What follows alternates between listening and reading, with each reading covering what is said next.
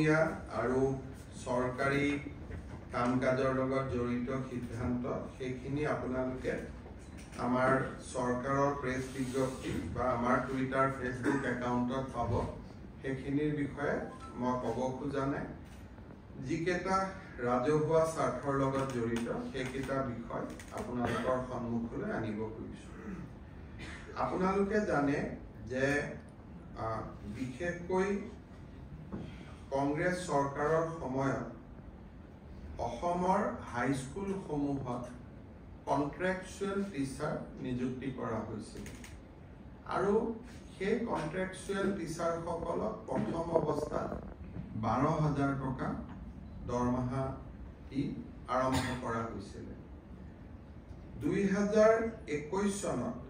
আমাৰ চৰকাৰে এটা সিদ্ধান্ত লৈ তেখেতসকলক আমি 60 বছৰলৈকে তেওঁলোকৰ চাকৰিৰ যেটো সময়সীমা অৱসৰ 60 বছৰলৈকে বঢ়ুৱাইছিল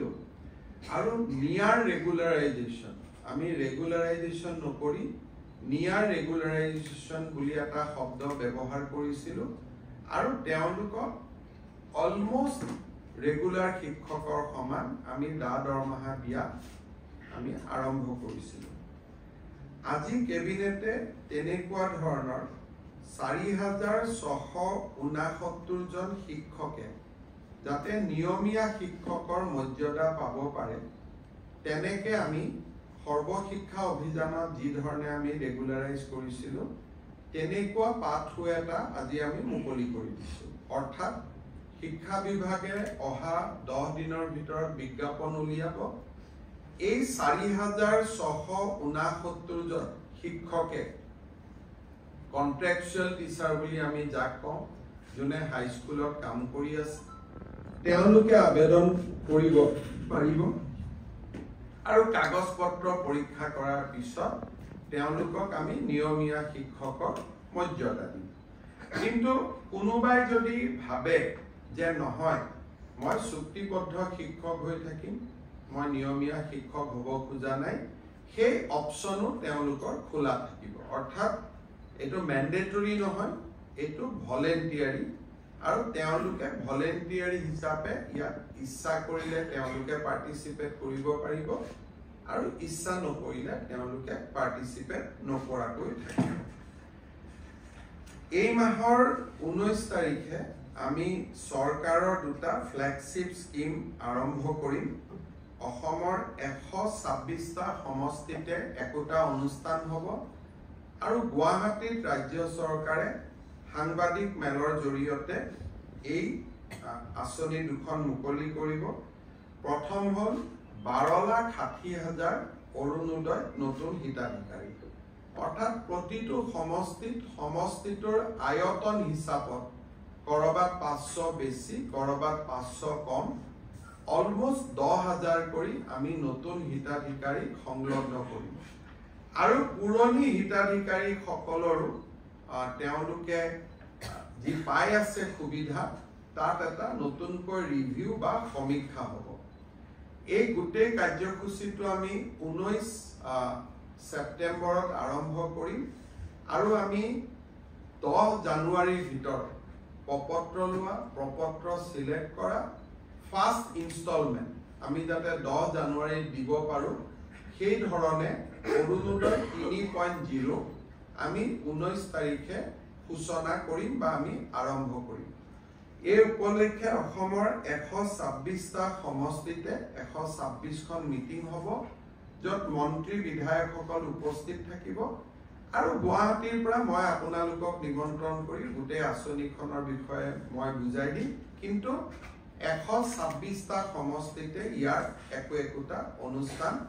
আমাৰ মন্ত্ৰী বিধায়কসকলে কৰিব আৰু আমি এই অনুষ্ঠানত যোগ দিবলৈ বিৰোধী পক্ষৰ বিধায়ক সংসদসকলকো আমি আমন্ত্ৰণ জনাম দ্বিতীয়তে আমি অহা 19 তাৰিখৰ পৰা 17 লাখ নতুন লোকক আমি ৰেশন কাৰ্ড দিম কাৰণ এইবাৰ অৰুণোদয় পাবৰ কাৰণে ৰেশন কাৰ্ড অতিকে জৰুৰী ৰেশন কাৰ্ড নহলে অৰুণোদয় নাপাব গতিকে বহুত ব্যক্তিয়ে হয়তো ভাবিব মই দুখীয়া মই অৰুণোদয় পাব লাগে ৰেচন কাৰ্ডখন নোপোৱাৰ কাৰণে তেওঁ অৰুণোদয় নাপাব সেই কাৰণে আমি 17 লাখ পৰিয়ালক 17 লাখ ব্যক্তিক আমি নতুনকৈ ৰেচন কাৰ্ড দিবৰ কাৰণে সিদ্ধান্ত লৈছো এই আঁচনিখনো আমি 19 তাৰিখে আৰম্ভ কৰিম অৰ্থাৎ যি মিটিং হ'ব অৰুণোদয় আৰু ৰেচন কাৰ্ডৰ কাৰণে যুটীয়া মিটিং হ'ব আপোনালোকে 3 নম্বৰ এটা বিশেষ বিষয়ৰ ওপৰত অৱগত যে আমি কিছুদিনৰ পৰা CM-AAA মুখ্যমন্ত্ৰীৰ অসম আত্মনিৰ্ভৰশীল আঁচনি এই আঁচনিখনৰ আমি ইণ্টাৰভিউ লৈ আছিলোঁ আজি কেবিনেটে এই আঁচনিখনৰ 25,238 গৰাকী হিতাধিকাৰী অনুমোদন দিয়ে এই 25,278 হিতাধিকাৰীয়ে চৰকাৰৰ পৰা 2 লাখ টকাকৈ পাব 1 লাখ ঘূৰাই দিব নালাগে 1 লাখ 5 বছৰ পিছত এটা ইকুৱেল ইনষ্টলমেন্টত তেওঁলোকে ঘূৰাই দিব লাগিব 5 বছৰ 2 লাখ টকা ঘূৰাই দিব নালাগে 5 বছৰ পিছত 1 লাখ ঘূৰাই দিব নালাগে আৰু বাকি 1 লাখ যি ঘূৰাই দিব থাকিব সেয়াও সৰু সৰু ইনষ্টলমেন্টত পিছৰ 5 বছৰ অৰ্থাৎ 10 ইয়াৰ্ছৰ ভিতৰত 5 ইয়াৰ্ছ হলিডে 5 ইয়াৰ্ছৰ পিছত তেওঁলোকে সৰু সৰু ইনষ্টলমেন্টত পিছৰ 5টা বছৰত আমাক টকাটো ঘূৰাই দিব 1 লাখ ঘূৰাই দিব আৰু সুদ দিব নালাগে 1 লাখ ৰাজ সাহায্য 1 লাখ ঋণ আৰু ঋণও উভতাই দিব লাগিব উইদাউট সুদবিহীন ঋণ এই আঁচনিখনক আমি আজি কেবিনেটে 25,238 বেনিফিচিয়াৰীক আমি অনুমোদন দিছো 3 নৱেম্বৰত এই আঁচনিখনৰ ধন আমি গুৱাহাটীত কেন্দ্ৰীয় অনুষ্ঠান এটাৰ জৰিয়তে আনুষ্ঠানিকভাৱে বিতৰণ কৰিম 3 নৱেম্বৰলৈকে অহা সপ্তাহৰ পিছৰ পৰা এই হিতাধিকাৰীসকলক প্ৰত্যেকটো জিলা হেডকোৱাৰ্টাৰত 3 দিনকৈ এটা প্ৰাৰম্ভিক প্ৰশিক্ষণো দিয়া হ'ব অৰ্থাৎ অক্টোবৰ মাহত প্ৰশিক্ষণ চলিব আৰু 3 নৱেম্বৰত এই হিতাধিকাৰীসকলে চৰকাৰৰ পৰা এই পুঁজি লাভ কৰিব ইয়াৰ ফলত আমাৰ আৰু এটা কমিটমেন্ট আমি পুৰা কৰিলো আৰু 3 নৱেম্বৰত 25,000ক ধন মুকলি কৰি দিয়েই আমি গধূলি আৰু 75,000ৰ কাৰণে আবেদন সংগ্ৰহ কৰিম অৰ্থাৎ টোটেল আমি 1 লাখ ল'ৰা ছোৱালী আমি এই আঁচনিখনৰ সুবিধা দিব বিচাৰিম আজি আমাৰ কেবিনেটে কোকৰাঝাৰত এটা ষ্টেডিয়াম নিৰ্মাণৰ বাবে 107 কোটি টকা অনুমোদন দিয়ে গুৱাহাটীৰ ডাউনটাউন হস্পিটালৰ সন্মুখত নতুনকৈ এখন ফ্লাইঅভাৰ নিৰ্মাণৰ বাবে 111 কোটি টকাৰ অনুমোদন দিয়ে আৰু গুৱাহাটী চিৰিয়াখানাক নতুন ৰূপত সজাই পৰাই তুলিবৰ বাবে 362 কোটি টকা দুটা ইনষ্টলমেন্টত অনুমোদন দিয়ে অৰ্থাৎ প্ৰথম 50% কাম হ'ব তাৰ পিছত 50% তাৰ মানে প্ৰথম অৱস্থাত প্ৰায় 170 কোটি টকাৰ কাম হ'ব তাৰ পিছত 170 কোটি টকাৰ কাম হ'ব কিন্তু টোটেল প্ৰজেক্টটো 362 crores আৰু গোটেই চিৰিয়াখানাখন এটা চিৰিয়াখানা কাম টুৰিজম এট্ৰেকচনলৈকে কনভাৰ্ট হ'ব আমি আপোনালোকক